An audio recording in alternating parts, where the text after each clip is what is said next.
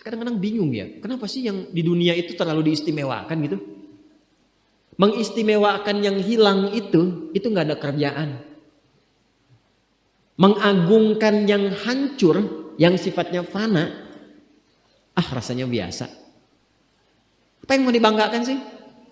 Dan yang paling menarik tuh begini, ketika meninggal gelarnya pengen sama dengan yang dianggap ringan atau rendah status sosialnya itu. Sibuk-sibuknya itu masih berpikir investasi. Saya boleh sibuk nggak dapat semua hadis Nabi, tapi anak saya mesti mendapatkan yang luput dari saya. Saya boleh nggak mendapatkan semua Quran, tapi anak saya mesti ada yang jadi ahli Quran. Cara berpikirnya siapa yang akan menjadi kebanggaan di akhirat nanti? Di dunia itu semu dunia itu. Jadi sementara aja, nggak pasti sifatnya. Perbedaan status sosial itu hanya istilah-istilah yang disematkan manusia saja. Ini kaya, ini miskin, ya kan? Yang ini punya jabatan, yang ini biasa-biasa. Itu istilah manusia. Toh pada akhirnya semua kembali ke tempat yang serupa. Dan menariknya begini, yang kaya, yang punya jabatan, tetap di akhir hidupnya pengen punya gelar yang sama dengan yang miskin. Atau dengan yang disebut miskin. Maaf, kalau ada orang disebut miskin meninggal, di papan nisannya ditulis apa? Di papan nisannya ditulis apa? Almarhum. Yang kaya juga kan pengen sama disebut almarhum. Iya kan? Tuh. Jadi nggak ada bedanya setelah berpulang itu. Perbedaan tuh hanya di amal saja. Itu poinnya. Maka kalau ada yang mengharapkan orang tua, cita-cita membanggakan anak di dunia, boleh-boleh saja. Tapi patut diingat, itu sementara. Anda silahkan sekarang sekolahkan setinggi-tingginya. S1, S2, S3, S4, kerupuk 3, silahkan. Mau dalam negeri, luar negeri, mau di Nagreg, mau di California, mau di Chicago, di Chicago, di Singaparna, Singapura, silahkan. Itu pilihan. Tapi saya cuma mau katakan begini, itu sementara. Dan persaingannya tidak istimewa. Karena jangan pun Anda yang beriman, yang belum beriman pun bisa melakukan itu. Apa yang dikira yang hebat matematika itu anak Anda saja. Anak orang lain pun bisa. Halo? Apa Anda kira yang jago fisika itu anak Anda saja yang beriman? Yang belum beriman pun bisa. Ya. Jadi perlombaannya itu rata semua. Dan gak ada yang istimewa. Kadang-kadang bingung ya. Kenapa sih yang di dunia itu terlalu diistimewakan gitu? Mengistimewakan yang hilang itu gak ada kerjaan. Mengagungkan yang hancur, yang sifatnya fana, rasanya biasa. Apa yang mau dibanggakan sih? Dan yang paling menarik tuh begini, ketika meninggal gelarnya pengen sama dengan yang dianggap ringan atau rendah status sosialnya itu. Tadi kalau orang miskin meninggal gelarnya apa? Ternyata yang kaya pun pengen sama almarhum juga. Kalau rakyat yang meninggal di papan nisannya ditulis apa? Almarhum. Ternyata pejabat juga pengen begitu, sama juga. Saya belum pernah dengar nanti kalau saya meninggal tulis gelarnya Almaun ya. Gak ada. Tetap almarhum juga. Jelas ya? Nah, maka yang dipikirkan tuh perlombaan yang sejati itu begini.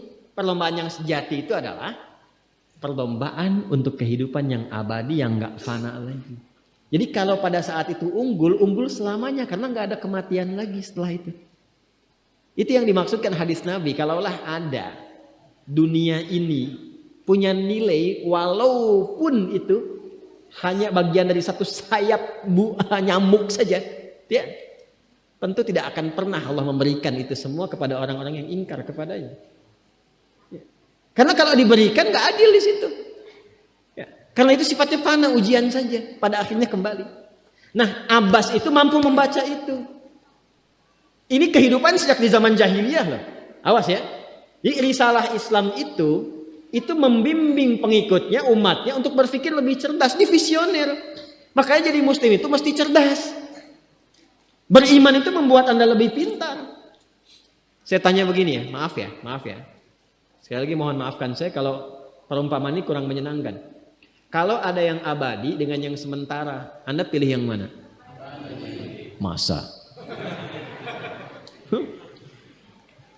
Sholat itu untuk yang abadi atau yang sementara?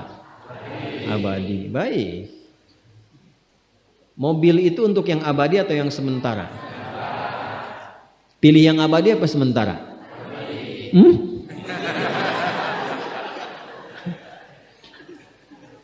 Di Kiai itu ada mobil Innova tuh. Siapa yang besok memilih tidak sholat subuh? Pilihannya pilih Innova atau pilih sholat subuh? Yakin? Kalau saya pilih Innova dipakai untuk mengantarkan sholat subuh. Nah, itu lebih bagus. Ya. Jangan dipotong sampai situ ya. Ya bisa aja kita pilih Avanza, bisa pilih Ferrari, bisa pilih Pajero ya. Awas yang punya mobil Innova, Anda potong, royalti kena. Paham? Abbas itu begitu. Anak saya mesti dipanggil di akhirat dan semua penduduk langit dan bumi menyimak itu semua. Diviralkannya di akhirat. Viral dunia itu sementara, internetnya diputus gak viral lagi. Kadang-kadang yang viral kemarin kan sekarang gak ada lagi, ya kan? Yang viral tahun lalu sekarang sudah gak ada, ya kan? Jadi belum selesai kehidupan sudah hilang juga viralnya. Akhirat itu selamanya. Dan biasanya begini, kalau orang-orang yang diviralkan oleh Allah atas kehendak Allah itu abadi melintasi setiap masa. Jadi ada yang viral karena berita, ada yang viral karena doa dan kehendak Allah Subhanahu wa taala. Itu yang diviralkan langsung atas kehendak Allah itu melampaui zamannya.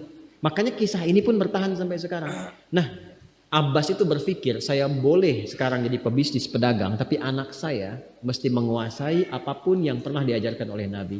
Maka anak kecil ini sejak dini mengikuti Nabi. Sejak dini lekat dengan Nabi. Maka ketika Nabi tidur pun itu ikut berkunjung karena keluarganya. Nah, inilah yang didapatkan oleh kita hadis tentang bangun tidur. Jadi hadis tentang bangun tidur itu diriwayatkan oleh anak kecil yang umurnya belum genap balik. Main-main ke rumah Rasulullah, ke rumah bibinya Sayyidah Maimunah, ingin tahu bagaimana cara bangun malamnya Nabi. Itu diikutin sampai dilihat gimana bangunnya. Duduk dulu, kata beliau duduk dulu. Kemudian mengusap dengan bagian tangan yang diduga bersih untuk menghilangkan bekas ngantuknya. Setelah itu membaca khawatimah surah Ali Imran. Kemudian thumma dhahaba ila syanin mu'allaqah, ke tempat tertutup, fatawadda, itu kan? Nah, itu ada semua rangkaiannya, itu ditemukan nanti di hadis riwayat Abu Daud, di Sunan Abu Daud. Nomor hadis 1367. Itu hadis tentang bangun tidur, ya, cara bangun tidur sampai sholat malam. Masih ingat teman-teman kalau kita bermakmum begini dan ada imam satu dan sudah pasti satu imam, ya kan? Makmum berapa?